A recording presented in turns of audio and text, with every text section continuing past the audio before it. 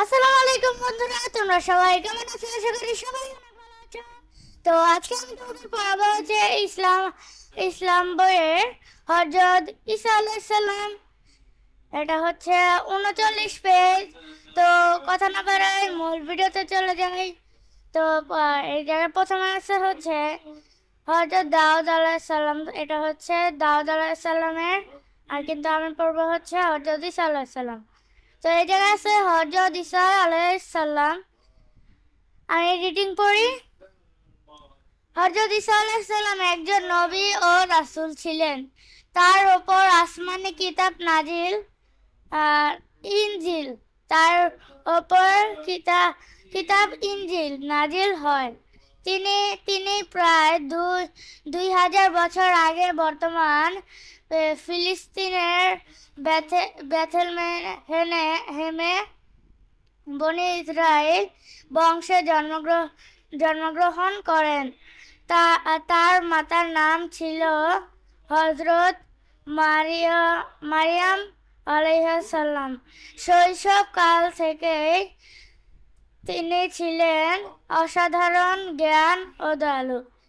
এই জায়গায় হচ্ছে একটি ছবি দেওয়া আছে। এই জায়গায় অনেকগুলো তোমরা ঘর দেখতে পাচ্ছ, অনেক অনেক ঘর। এই যে এই ঘর হচ্ছে তোমাদের ঈসা আলাইহিস সালামের এলাকার ছিল, সেই জায়গার ঘর।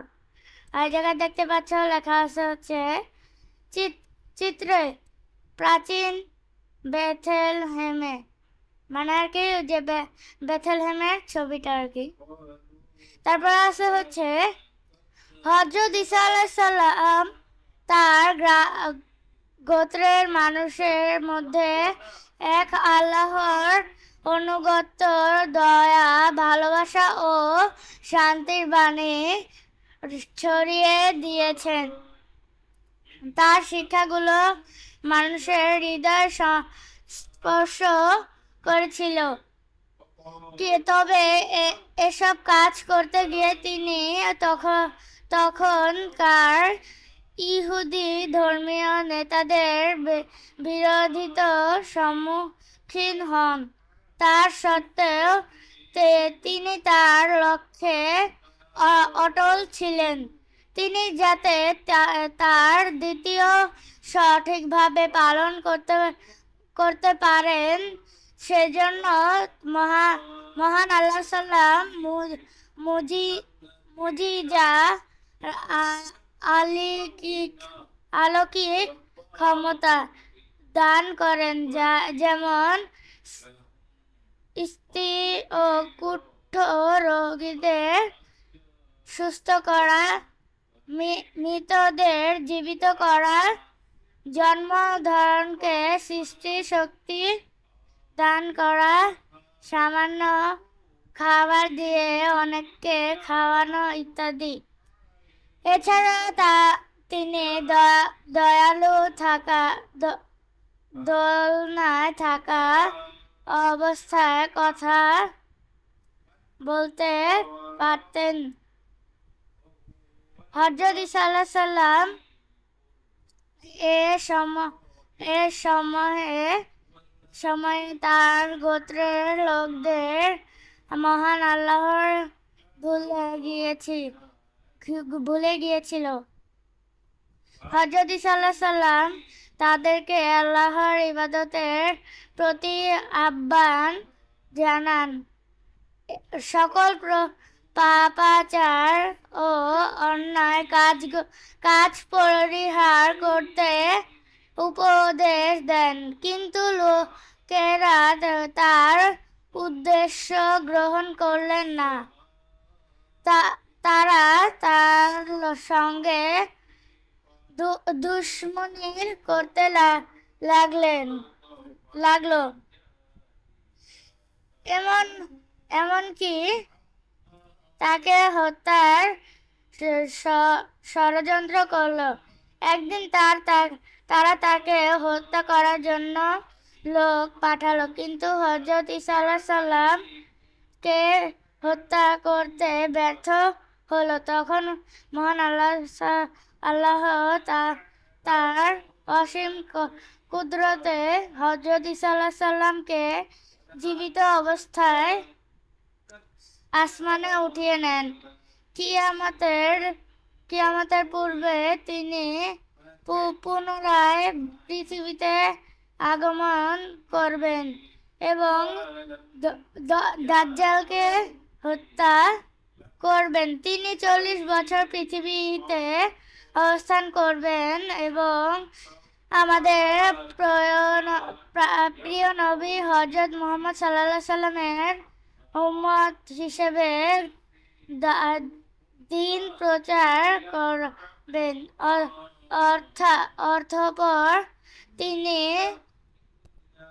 স্বাভাবিকভাবে ইন্তিকাল করবেন এবং তাকে মহানবী সাল্লাল্লাহু আলাইহি সাল্লামের রওজা মুবারকের পাশে দাফন করা হবে। তারপরে হচ্ছে জীবন আদর্শ।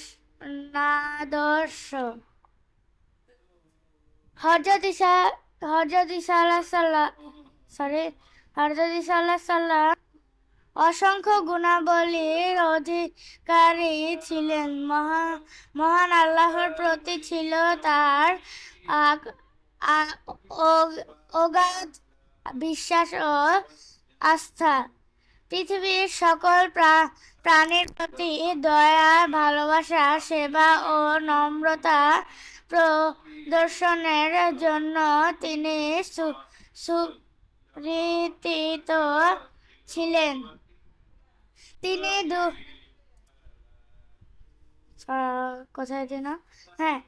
তিনি দুঃখ কষ্টের জর্জরিত ও দরিদ্র মানুষের প্রতি সহানুভূতিশীল ছিলেন। তিনি অসুস্থদের সুস্থ করেছেন। তারপর একবার তিনি একজন কুষ্ঠ রোগীর দেখা পান। তার কষ্ট ও দুর্দশা দেখে তিনি তাকে স্পর্শ করেন। সঙ্গে সঙ্গে কুষ্ঠরোগী সুস্থ হয়ে ওঠে। অন্যের সেবা করার জন্য তিনি কোনো বিনিময়, প্রশংসা বা স্বীকৃতি চাইতেন না। তিনি ছিলেন নম্র, বিনয়ী, দয়ালু ও ক্ষমাশীল। পাপীদের প্রতি করুণা ছিল তার। পাপের প্রতি ছিল ঘৃণা। যারা অপরাধ করে আন্তরিকভাবে অনুতপ্ত হতো, তাই তিনি তাদের ক্ষমা করে দিতেন। তিনি মানুষের সেবা করার প্রতি সর্বাধিক গুরুত্ব দিতেন।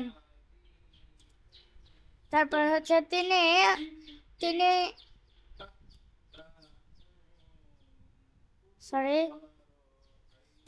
ছিলেন নম্র, ভদ্র, বিনয়শীল। তার অনুসারীকে তাদের দৈনন্দিন জীবনে গুণ চর্চা করার জন্য উদ্বুদ্ধ করতেন।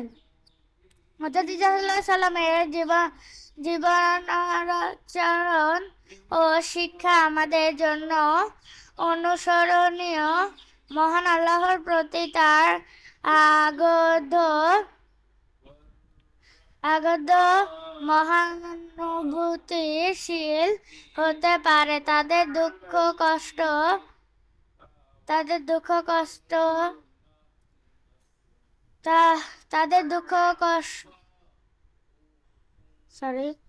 তা শিক্ষা আমাদের জন্য অনুসরণীয়।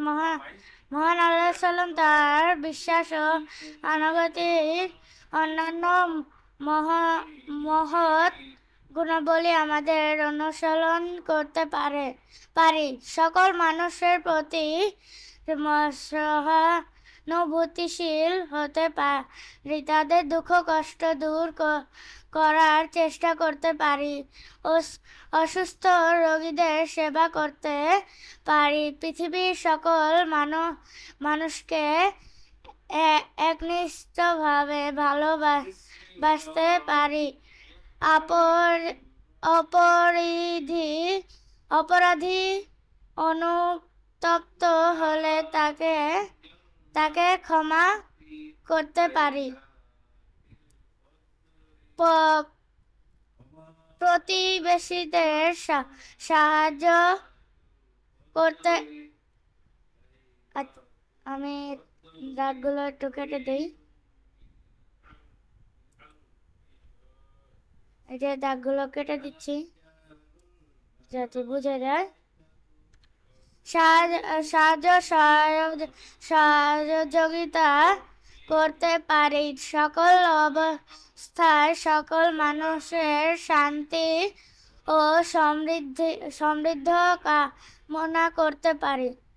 তো বন্ধুরা, এই জায়গায় দুটি প্রশ্ন আছে, তো আমি এই জায়গায় প্রশ্নের উত্তরটা লিখে দিচ্ছি।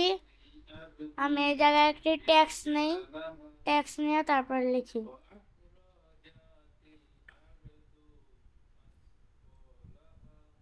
লিখে দিলাম।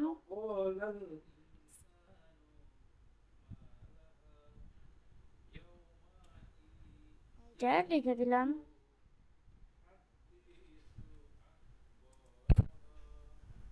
তারপর হচ্ছে খ নাম্বার উত্তরগুলো লিখে দেই। তো বন্ধুরা, আমি এই জায়গায় তোমাদের 2 নম্বরের উত্তরটাও লিখে দিয়েছি। তো তোমরা এই জায়গায় এগুলো হচ্ছে খাতায় নোট করে নিবে। তো বন্ধুরা, আমার আজকের ভিডিওটা ছিল এই পর্যন্তই। তোমাদের সবাইকে তখন দেখার জন্য সবাইকে ধন্যবাদ এবং আসসালামু আলাইকুম।